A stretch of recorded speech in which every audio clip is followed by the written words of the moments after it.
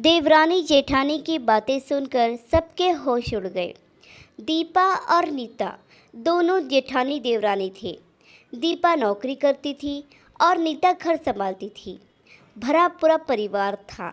सास ससुर दोनों के दो दो बच्चे, कुल 10 लोगों का परिवार। कई सालों बाद दोनों की बुआ सास कुछ दिन अपने भाई के पास रहने आई।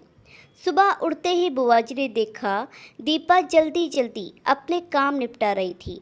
नीता ने सबके लिए नाश्ता बनाया, टिफ़िन बनाया, जिसे दीपा ने सबको परोसा, टिफ़िन पैक किया और चली गई ऑफिस। नीता ने फिर दोपहर का खाना बनाया और बैठ गई थोड़ा सा सास और बुआ सास के पास।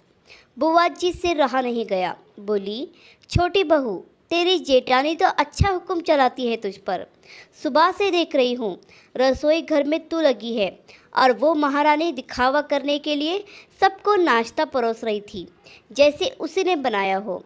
नीता और सास ने एक दूसरे को देखा। नीता बोली, नहीं, ऐसी कोई बात नहीं है बुआ जी। बुआ जी बोली, तू भोली है पर मैं सब समझती हूँ। नीता से अब रहा नहीं गया और बोली, बुआ जी, आपको दीपा दीदी का बाकी सबको नाश्ता परोसता दिखा, शायद ये नहीं दिखा कि उन्होंने मुझे भी सबके साथ नाश्ता करवाया, मुझे डांट कर पहले चाय पिलाई, नहीं तो सबको खिलाकर और टिफ़िन पैक करने में मेरा नाश्ता तो ठंडा हो चुका रहता है या मैं खाती ही नहीं। दीदी सुबह सुबह उठकर मंदिर की सफाई करके फूल सजा कर रखती है तो मम्मी जी को पूजा करने में अच्छा लगता है। मैं तो नहाकर आते ही सीधे रसोई घर में घुस जाती हूँ। शाम को आते हुए दीदी सब्जियाँ भी लेकर आती हैं, क्योंकि आपके भतीजों को रात लेट हो जाता है, तब ताज़ी सब्जियाँ नहीं मिलती। ऑफिस में कितनी मेहनत करनी पड़ती है, फिर ऑफिस में काम करके आकर रात को खाना बनाने में मेरी मदद करती हैं। वो मेरी जेठानी नहीं, मेरी बड़ी बहन है। मैं नहीं समझूंगी तो कौन समझेगा। बुआ जी चुप हो गई। शाम को दीपा सब्जी की थैली नीता को पकड़ाते हुए बोली, इसमें तुम्हारे फेवरेट लेखक की किताब है, निकाल लेना। नीता खुश हो गई और बोली, थैंक्स दीदी। नीता सब्जी की थैली किचन में रखी और किताब रखने अपने कमरे में चली गई। बुआ जी ने दीपा को आवाज़ दी, बड़ी बहू, यहाँ आना। दीपा बोली, जी बुआ जी। बुआ जी बोली, तुम इतनी मेहनत करके कमाती हो और ऐसे फालतू किताबों में पैसे व्यर्थ करती हो, वो भी अपनी देवरानी के लिए। वो तो वैसे भी घर में करती ही क्या है, तुम दिन भर मेहनत करती हो और वो घर पर आराम। दीपा मुस्कुराई और बोली, आराम? नीता को तो ज़बरदस्ती आराम करवाना पड़ता है।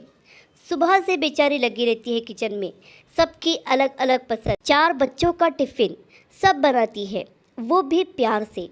सुबह की चाय पीने का भी सुध नहीं रहता उसे। दोपहर को जब बच्चे आते हैं फिर उनका खाना, उनकी पढ़ाई सब वही देखती है। वो है इसलिए मुझे ऑफिस में बच्चों की चिंता नहीं रहती। मैं अपना पूरा ध्यान ऑफिस में लगा पाती हूँ। कुछ दिन पहले ही प्रमोशन मिला है।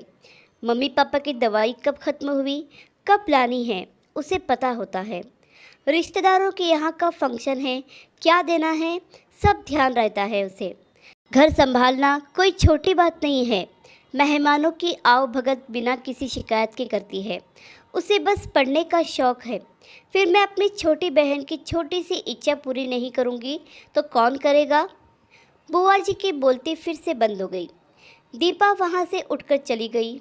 ये सारी बातें सासू माँ पूजा करते हुए सुन रही थी। बुआ जी के पास आकर बोली, जी, ये दोनों देवरानी जेठानी सगी बहनें जैसी हैं और एक दूसरे का अधूरापन पूरा करती हैं।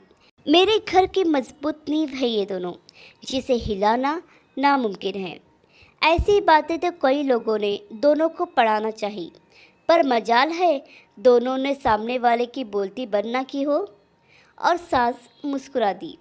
बुआ जी की बोलती अब पूरी तरह से बंद है।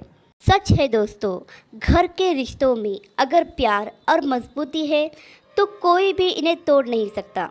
आशा करती हूँ ये कहानी आपको पसंद आई होगी। इस कहानी पर आपकी क्या राय है हमें कमेंट करके ज़रूर बताइए। कहानी पसंद आई हो तो लाइक और शेयर करना बिल्कुल भी ना भूलिए। चैनल पर नए हो तो चैनल को सब्सक्राइब ज़रूर कीजिए। कहानी सुनने के लिए आपका बहुत बहुत धन्यवाद।